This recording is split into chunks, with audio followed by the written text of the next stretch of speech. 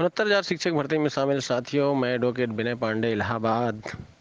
आप लोगों को बताना चाहता हूं कि जैसा कि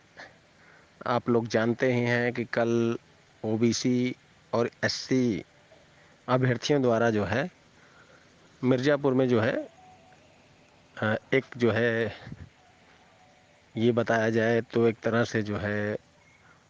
अनुप्रिया पटेल जी का जो है घिराव या फिर उनसे मिलने का जो कार्यक्रम है। मैंने पहले भी कहा था कि जो है 20 तारीख को जो भी कार्यक्रम है, आप लोग जो है अगर अधिकतम लोगों का कल्याण चाहते हैं, ओबीसी एससी समाज के लोग जो है 6800 की लिस्ट के लोगों को का भी, तो निश्चित रूप से जो है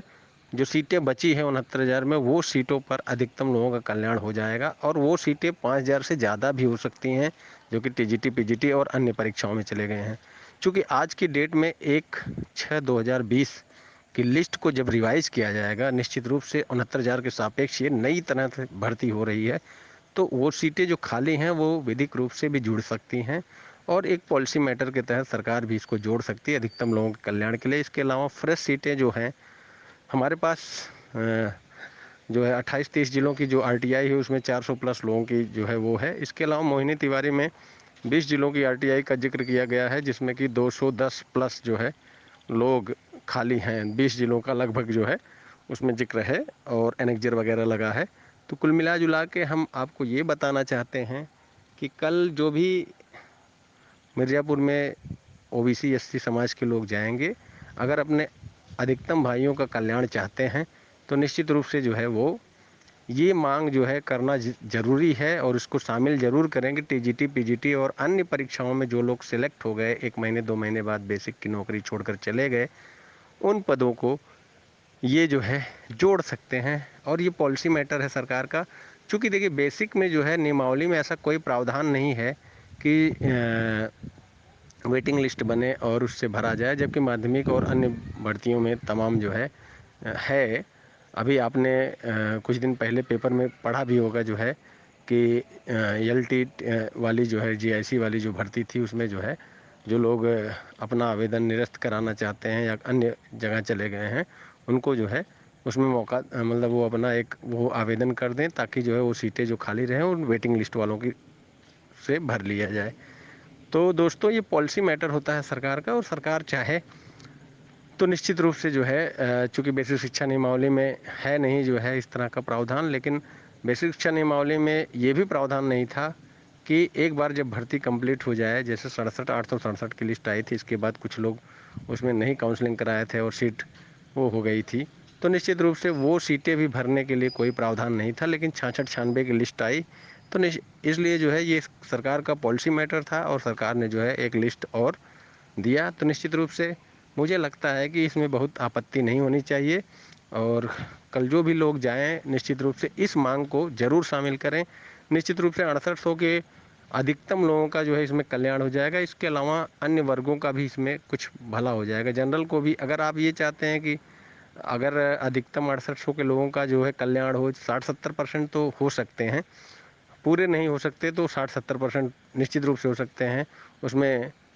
कुछ जो है जनरल भी हो सकते हैं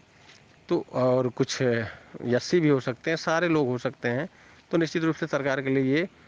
आराम से कर देगी सरकार, सारे वर्गों को कुछ न कुछ सीटें मिल जाएंगी और 1300 समथिंग जो फ्रेश सीटें हैं वो प्लस 5-6 हज़ार जो सीटें अन्य हैं, अगर 7,000 भी सीटें 8,000 भी सीटें मिल गई इस तरह का, अगर चूँकि देखिए कोई आंकड़ा नहीं है अभी कितनी सीटें टीजीटी पीजीटी व अन्य परीक्षाओं से खाली होंगी। 5 साल हो गया इस भर्ती को, 5 साल के दरमियान काफ़ी परीक्षाओं में सब लोग बेसिक के बाद जो है चले जाते हैं। कुछ लोग पीसीएस में चले जाते हैं, कुछ लोग अन्य मतलब पीसीएस वगैरह निकाले हैं तो कुछ लोग पीसीएस में मान लो उतने नहीं जाते हैं, लेकिन टीजीटी पीजीटी की एक बड़ी भर्ती जो थी उसमें काफ़ी लोग गए थे और हमारे हमारे चिर परिचित अंदाज के भी मतलब हमारे जो चिर परिचित भी हैं कई लोग जो कि गए हैं इसमें। तो निश्चित रूप से हम आपको बताना चाहते हैं कि ये डिमांड ज़रूर कल रखी जाए और आगे जो सूचना रहेगी हम आपको देते रहेंगे। सरकार की मंशा इस मामले को, जितने भी 69,000 के मामले हैं उसको सुप्रीम कोर्ट तक डिसीजन के बाद ही निर्णय करने का एक फैसला उनका वो चाहते हैं हो, लेकिन जो है यदि जस्टिस राजन राय रहेंगे तो निश्चित रूप से वो बहुत जल्दी डिसीजन देंगे और अंतरिम पे जो है अंतरिम आदेशों पर बहस उसको फाइनल भी करवाएंगे। फ़िलहाल तो मोहिनी तिवारी वाली जो याचिका है उसमें रिट में जो है ये प्रेयर था भी जो है अमेंडमेंट के माध्यम से डाला गया था कि